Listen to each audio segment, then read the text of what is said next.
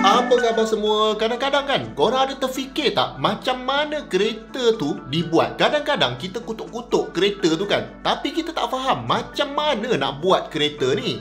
Kena faham dulu, barulah syok nak sembang. Dia takkan tiba-tiba muncul je kereta ni. Mesti nak kena buat dulu. Kadang-kadang pula kita tengok gambar-gambar kilang kereta ni penuh dengan mesin. Memang betul, mesin yang buat kereta ni. Tapi siapa yang programkan mesin ni? Mesti manusia juga kan? Jadi proses membuat kereta ni memang satu proses yang sangat kompleks dan perlukan beribu-ribu komponen dan beribu-ribu orang lah baru boleh jadi sebiji kereta. Jadi dalam video ni, jom kita tengok macam mana cara manufacturer kita buat kereta kita tu. Tapi sebelum tu anda kena faham lah, ini cara membuat kereta yang biasa kita pakai hari-hari tu tau. Kalau kereta macam supercar ke, hypercar ke, itu lain lah cara nak buat dia. Even kereta elektrik pun lain cara nak buat. Tapi untuk sebahagian besar kereta yang ada dalam dunia ni, inilah cara manufacturer buat kereta anda. Sebab proses membuat kereta ni diorang dah optimize supaya dapat jimat banyak masa dan juga banyak tenaga. Jadi end up semua manufacturer, teknik pembuatan kereta dia hampir sama je. Okey, yang pertama sekali of course lah kita kena ada raw material. Contohnya kalau nak buat body kereta kita tu, biasanya manufacturer akan beli aluminium sheet dari pembekal besi ataupun aluminium. Dia sebenarnya bergantung pada material apa yang diorang nak pakai. Jadi material ni akan datang dalam bentuk roll yang besar lah. Kiranya roll ni akan masuk ke dalam mesin untuk dipotong ikut saiz yang betul. Katakanlah kepingan ni kita nak buat pintu contohnya. Jadi dia akan potong lebih kurang ikut dimension pintu tu, dan immediately akan ada mesin lain yang ambil kepingan ni masuk dalam stamping machine ataupun ada orang panggil press machine. Stamping machine ni pula tugas dia adalah untuk clamp kepingan besi tadi supaya jadi bentuk pintu tu. Maknanya dekat mesin tu memang ada acuan lah untuk bentukkan pintu tu. Semua body panel ni akan ada acuan masing-masing. Dan kalau korang nak tahu, nak buat acuan ni lah yang mahal. Sebab tu model-model kereta ni biasanya lepas 3 atau 4 tahun diorang akan buat facelift kan. Facelift ni biasanya manufacturer akan ubah lah bentuk lampu sikit,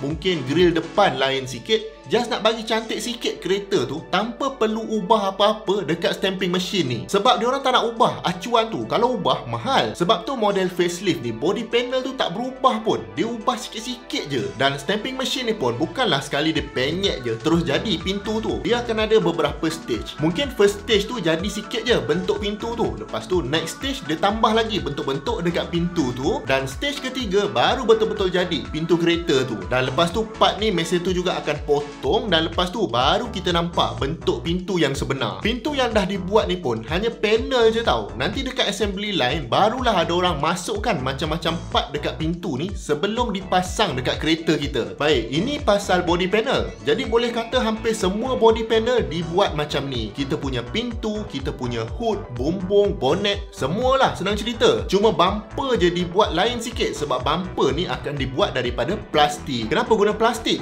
Basically ada 3 sebab lah. First, nak kurangkan berat kereta dan nak cut cost. Lepas tu untuk provide macam crumple zone lah dekat depan dengan belakang tu, supaya kalau kita terlanggar benda, momentum tu akan diserap oleh bumper ni dulu sebelum kena frame kereta. Jadi kalau terlanggar orang pun tak sakit sangat lah. Dan satu lagi, kalau bumper depan dengan belakang ni rosak, tak mahal sangat nak ganti. Jadi atas sebab-sebab tu, diorang buatlah dari plastik. Dan rasanya diorang happy je nak buat dari plastik sebab murah plastik ni. Dan biasanya part plastik ni last-last dekat assembly line nanti baru diorang klipkan dekat kereta. Jadi body panel yang banyak-banyak tadi diorang akan susun ikut turutan yang betul lah, sebab panel ni akan pergi dekat assembly line. Kiranya kalau korang biasa tengok gambar ke video ke yang banyak-banyak robot pasang kereta tu, inilah yang robot tu buat. Diorang sebenarnya tengah assemble body panel tadi. Jadi kerja-kerja nak pasang body panel ni biasanya adalah kerja yang sama dan dibuat berulang-ulang kali. Contohnya first nak kena susun body panel ni, lepas tu nak kena weld dia dekat tempat-tempat yang tertentu. Lepas tu mungkin juga nak kena guna rivet contohnya, dan ada juga nak kena guna automotive glue saja. Jadi kalau ada beribu body panel yang nak dipasang dalam sehari, memang robot sangat sesuai lah untuk kerja-kerja berulang-ulang macam ni. Memanglah pada awal tu nak kena beli robot tu, lepas tu nak kena pasang dia,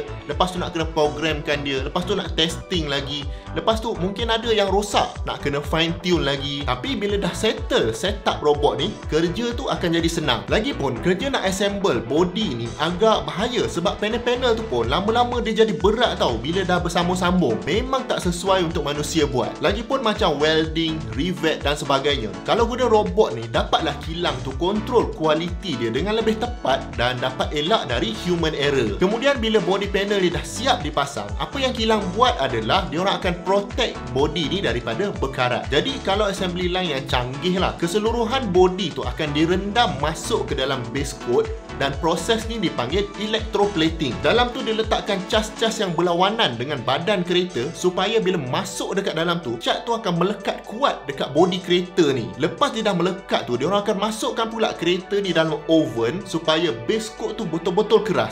Lepas tu barulah dia masuk ke paint shop, ikutlah warna apa yang diorang nak bagi dekat kereta tu. Paint shop pun pakai robot je. Jadi proses inilah yang menjadikan kereta kita ni tahan karat. Dan bila dia rendam tu, sebenarnya segala tempat yang tersembunyi pun akan kena juga kod ni. Takkan ada tempat yang miss. Jadi kalau kata kita pergi dekat kedai cat yang biasa contohnya, most likely facility ni tak ada. Jadi base coat tu nak kena buat secara manual. Dan kalau yang apply tu tak berapa bagus training dia, mungkin ada tempat yang miss dan karat akan start merebak daripada tempat ni. Jadi base coat ni lah yang membezakan antara cat kilang dengan cat kedai. Okey, jadi sekarang body dah settle. Kemudian body ni akan masuk ke production line lah, di mana dekat inilah manusia sendiri akan pasangkan komponen-komponen lain dan lekatkan dekat body ni. Dan mungkin komponen paling penting adalah enjin dengan gearbox lah. Enjin ni biasanya dekat kilang tu dia datang sebiji-sebiji dah. Maknanya dia orang pasang enjin ni dekat tempat lain. Dia dah pasang siap-siap, kemudian deliver sebiji-sebiji dekat assembly line kereta ni. Sama juga dengan gearbox, dia sampai sebiji macam tu. Dan proses nak cantumkan enjin dan gearbox dengan body kereta ni biasanya dipanggil marriage. Macam kita kahwinkanlah enjin kereta tu dengan badan dia. Dan biasanya kerja ni manusia yang buat lah, sebab robot tak cukup sophisticated untuk pasang benda ni. Kemudian pula diorang akan pasang macam-macam benda lagi lah dalam kereta tu,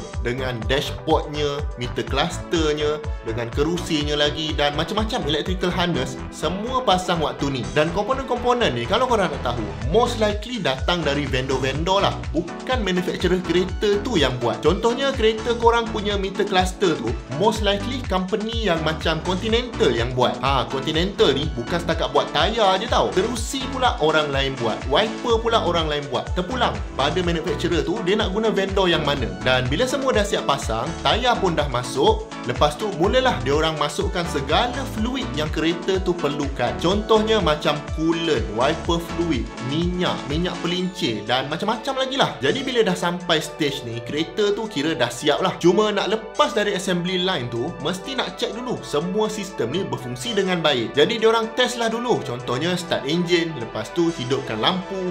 Dan adalah checklist yang kena completekan sebelum kereta tu macam disahkan lah, dah dipasang dengan betul dan sedia untuk keluar dari assembly line dan deliver pada customer. Jadi korang rasa senang ke susah nak buat kereta ni? Bagi saya nak kena ada perancangan yang betul dan orang yang betul untuk setiap position tu, baru boleh jadi. Kalau tak, memang huru hara lah jadinya. Silap-silap tak balik modal. Jadi ada tak antara korang yang berminat nak buka kilang kereta sendiri? Mana tahu satu hari nanti Malaysia akan ada sport car sendiri. Bunyi macam syok kan? Tapi kalau korang subscribe, lagi syok. Jemput tengok banyak lagi video menarik dekat sini dengan dekat sini. Jumpa lagi di video yang akan datang. Assalamualaikum.